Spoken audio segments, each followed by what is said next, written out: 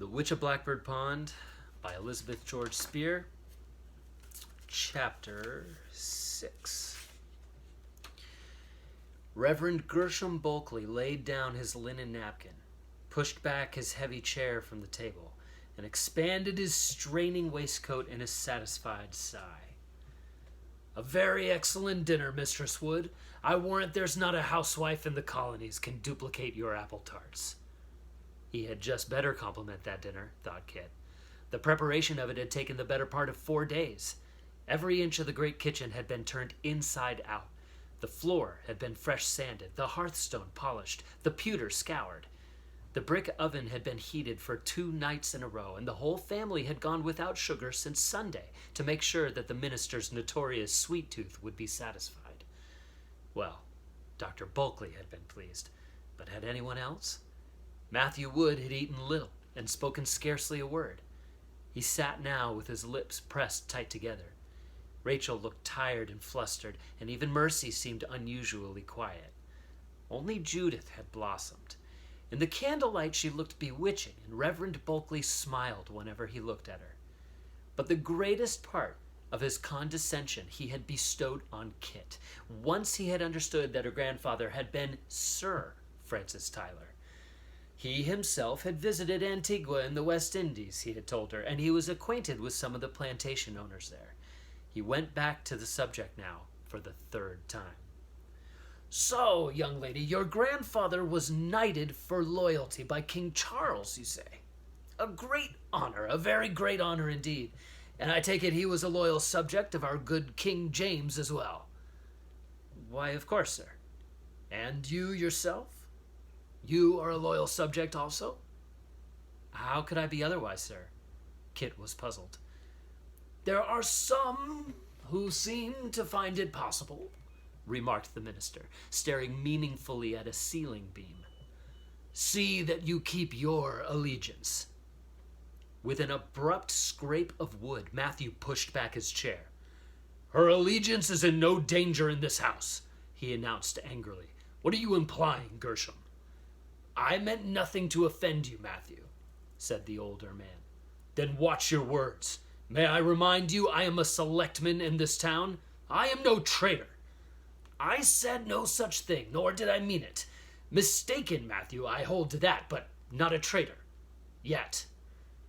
"I am mistaken," Matthew Wood challenged him, "because I do not favor knuckling under to this new king's governor." "Governor Andros was appointed by King James. Massachusetts has recognized that." "Well, we here in Connecticut will never recognize it." "Never! Do you think we have labored and sacrificed all these years to build up a free government only to hand it over now without a murmur?" "I say you are mistaken," growled Gershom Bulkley. "Mark my words, Matthew. If you do not live to see the evil results, your children or their children will suffer. Call it what you will, this stubbornness can only lead to revolution." Matthew's eyes flashed. "There are worse things than revolution." "I know more about it than you. I was surgeon in the fort fight with the Indians. War is an evil, Matthew. Believe me, there can no good thing come of bloodshed." "Who is asking for bloodshed? We ask only to keep the rights that have already been granted to us in the Charter." The 2 men sat glaring at each other across the table. Tears sprang to Rachel's eyes. Then Mercy spoke from the shadows. "I had looked forward to hearing Reverend Bulkley read to us this evening," she said gently. Dr. Bulkley sent her a gracious smile and considered. "I have to coddle this throat of mine," he decided, "but my young pupil here is a very exceptional reader. I shall pass the honor on to him." Grudgingly, Matthew Wood lifted the heavy Bible and placed it in John Holbrook's hand, and Rachel moved a pewter candlestick nearer to his elbow. John had been respectfully silent all the evening. Indeed, he had had little opportunity to be anything else, and he now seemed pleased out of all proportion at this slight notice from his master. Kit felt suddenly provoked at him. 1 week in Wethersfield seemed to have changed the dignified young man she had known on shipboard. Tonight he appeared to be a shadow, hanging on every word from this pompous, opinionated man. Even now he dared not assert himself, but held the Bible uncertainly in his hands and asked, "What would you have me read, sir?"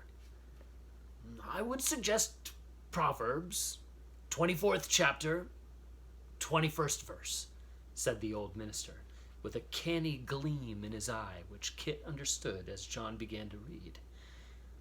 "My son, fear the Lord and the king, and meddle not with them that are given to change, for their calamity shall rise suddenly, and who knoweth the ruin of them both?"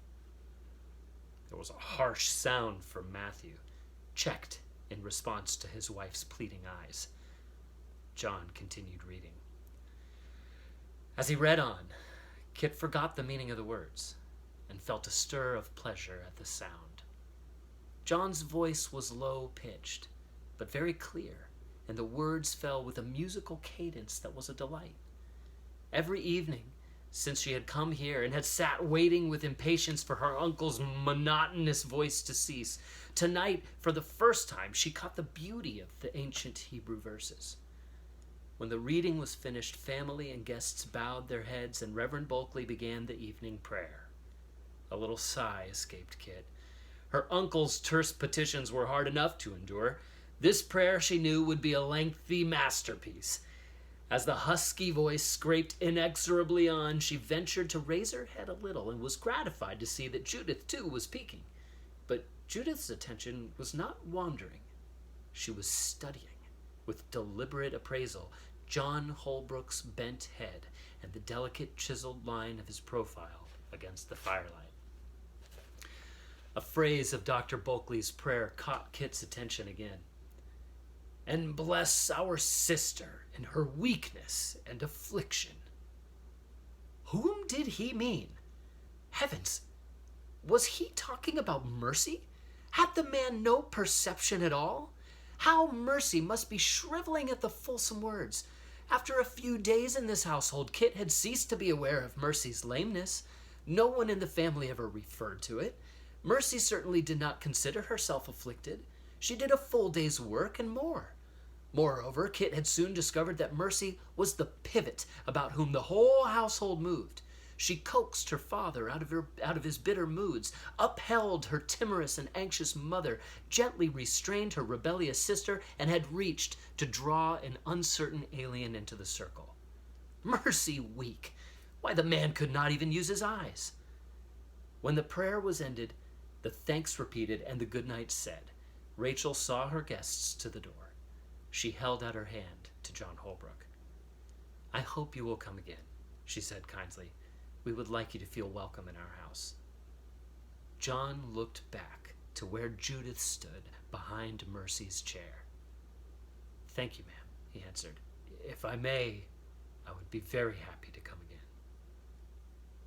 As the heavy door finally closed, Matthew Wood turned fiercely toward his wife. "That is the last time," he pronounced, "that I will have Gershom Bulkley under my roof." "Very well, Matthew," sighed Rachel. "But do not be too hard on him.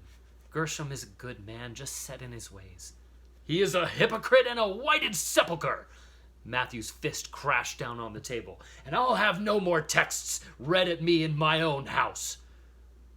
Warily, the women set to work to clear the table, while Matthew raked up the fire in the hearth. All at once he straightened up. "There is another matter I forgot," he said. "Young William Ashby asked permission today to pay his respects to my niece." A spoon clattered from Judith's fingers. There was utter silence in the room as Rachel and both her daughters turned to stare at Kit. "You mean call on Catherine?" Aunt Rachel's voice was incredulous. "That is what I said." "But he has hardly seen her, only for a moment after meeting." "She was conspicuous enough." Kit felt her cheeks growing hot. Judith opened her mouth to say something, glanced at her father, and closed it again. "I suppose we can hardly refuse," ventured Rachel. "He is a member of the society in good standing, and he has gone about it quite properly."